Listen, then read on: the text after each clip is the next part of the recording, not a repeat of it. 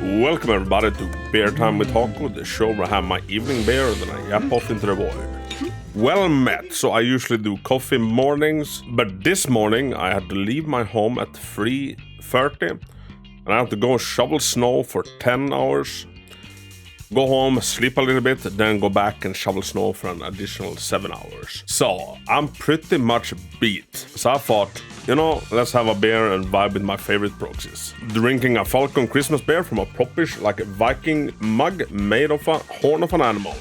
What animal, you ask? Rabbit. So, what do I want to yap about today? Well, today I want to yap about the possibility that we're probably getting the reruns starting very freaking soon. What do I mean with reruns? I mean that old characters are gonna be coming back, and rumors are that they're gonna make the return in the starting from the 1.5. So if this checks out, that means that when Astra Yao comes out, she will also be running simultaneously with Ellen, which was her first ever event banner character.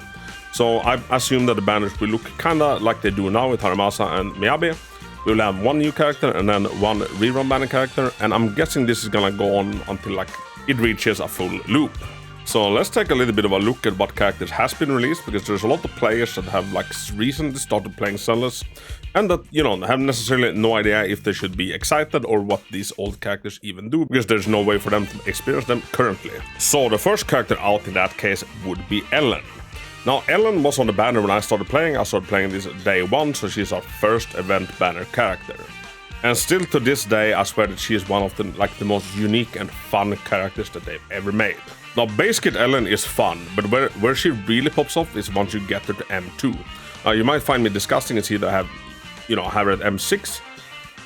But Ellen's banner was extremely freaking good to me. It's one of the first banners in any gacha game where I've gotten like multiple S ranks in one multi, and that happened twice on Ellen's banner.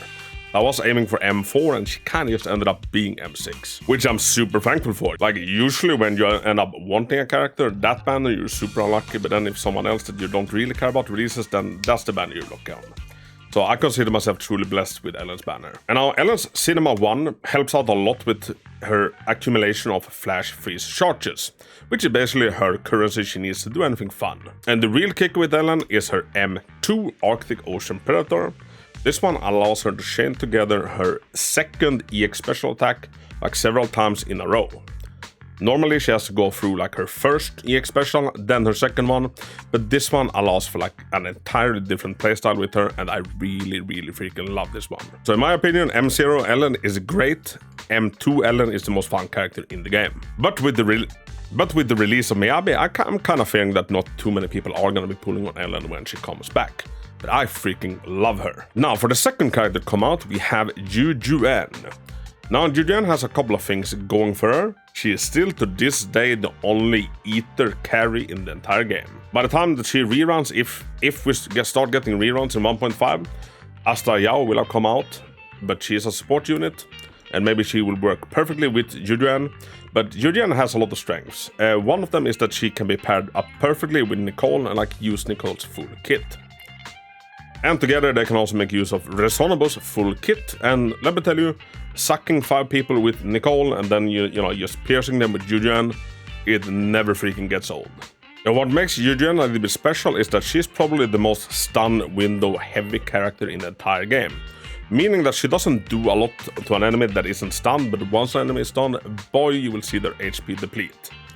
So you always want to pair up Zhu Yuan with a stunner. And as for her cinemas, I was going for M1 because the M1 is a massive like quality of life change that allows you to recharge a lot more enhanced shot shells. Remember how I told that I was lucky on Ellen's banner? Well, that luck carried over to Zhu Yuan's. And if you watched any of my pulling videos, you know the ritual I used to kind of make this happen. It's worked with like a scary efficiency. So I was going for M1 Zhu Yuan, I ended up in an M2 Zhu Yuan.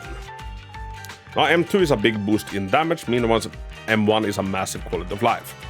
Does she work without any mindscapes? Absolutely, but she's a lot more convenient to use after M1. As for the next character that got added into the game, we have Qingyi. Now Qingyi is a little stunner and she's actually really flashy and fun to use. At the time of her release, I was thinking I don't really need another stunner. By that time I had already gotten like Kolida and I think at least 2 Lycons.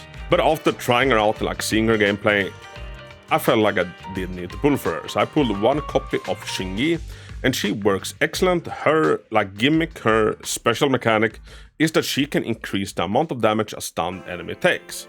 Now, whenever you stun an enemy, you will see that a percentage pops up underneath their HP bar, and this percentage varies depending on what enemy type it is.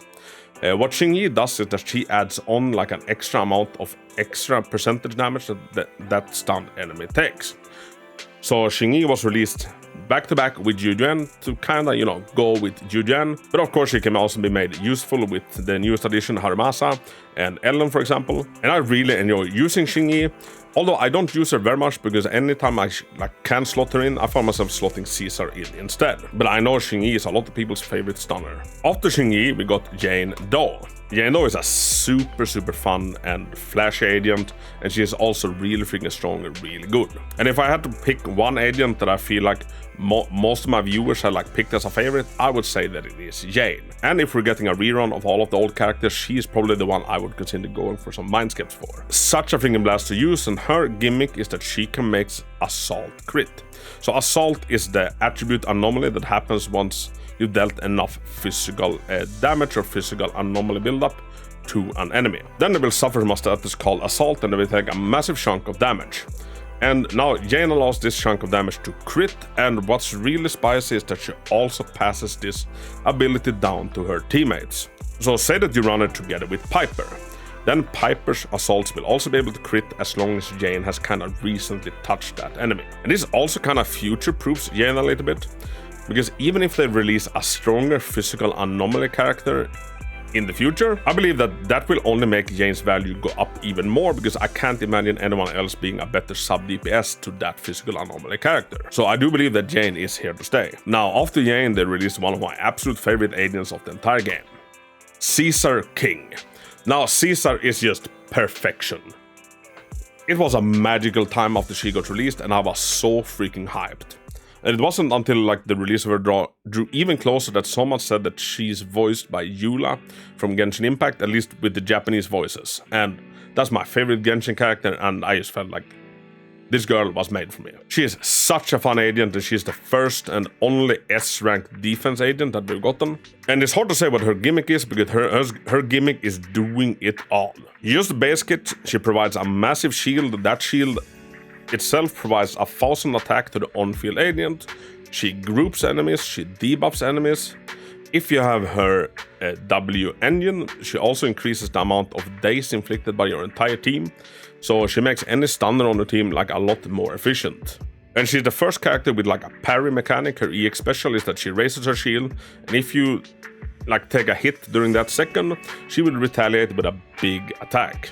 Now, Caesar is just so much fun and so versatile, she can basically fit into any freaking team, and I honestly can never see me putting my Caesar down completely. Also, she's the leader of Sons of Caledon, which is possibly the coolest Gundam faction in the game. So, hail to the king!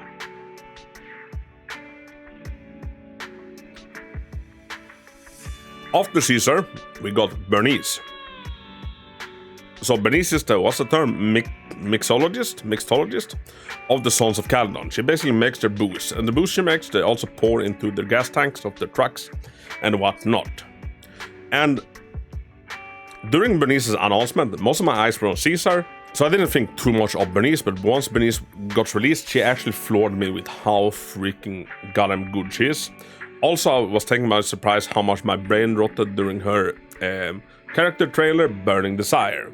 That was also a magical and horrifying time, and I kinda love it. And I'll be damned if Burning Desire still isn't the most hyped trailer for Zenless Zone Zero yet.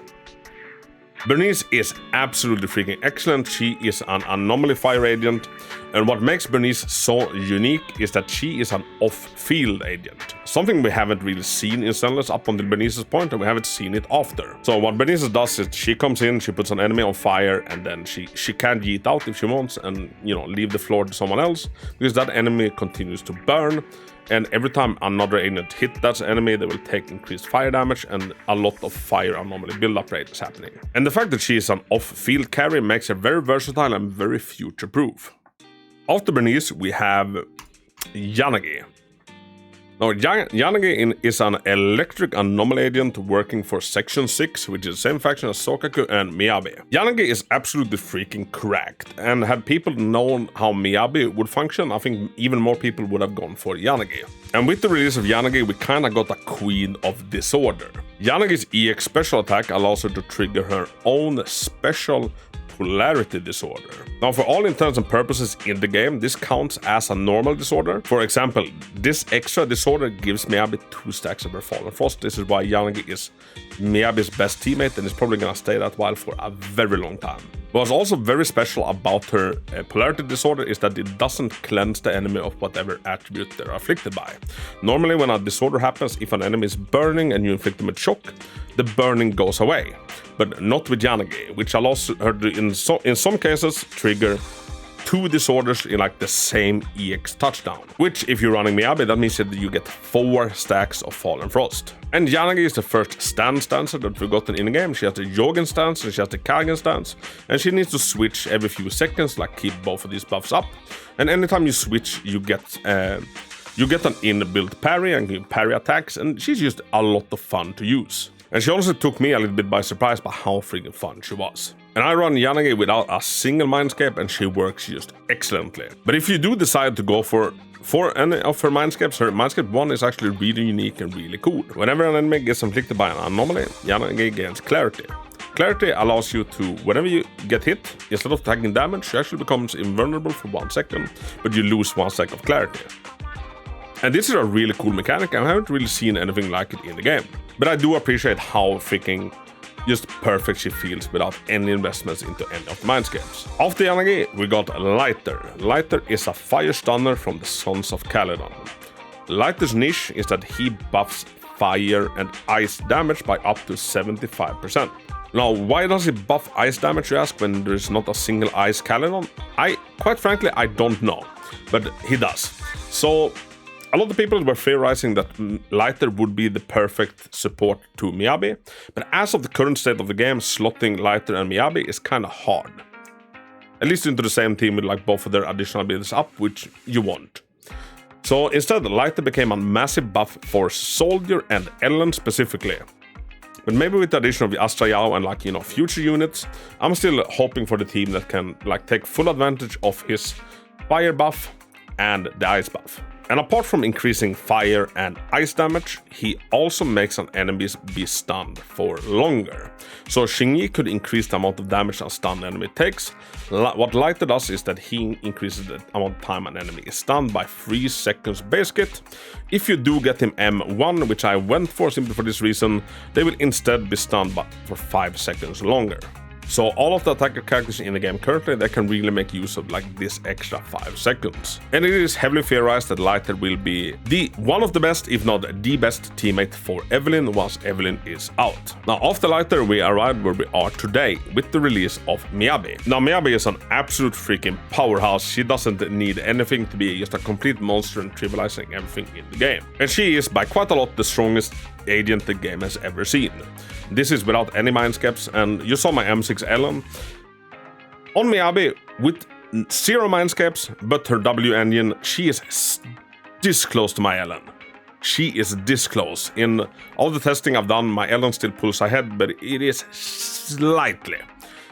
One of the reasons is that Anomaly agents are a lot stronger than attacker agents are currently, and honestly, Miyabi's like damage scaling on basically all of her stuff, especially her Shimotsuki stand, which is her basic attack, is a little bit through the roof. Now, I didn't go for any of Miyabi's cinemas because I honestly felt like every single cinema was just overkill on like how strong she is base kit. And I like that design of Miyabi, that she doesn't really need any mindscapes to like work. Instead, most of her mindscapes are simply like an increase in damage, and she feels so freaking good even at Cinema 0. Now let's talk about our little free gift, which is Harumasa. Now Harumasa was an agent that we all got for free if you logged in during the 1.4 patch.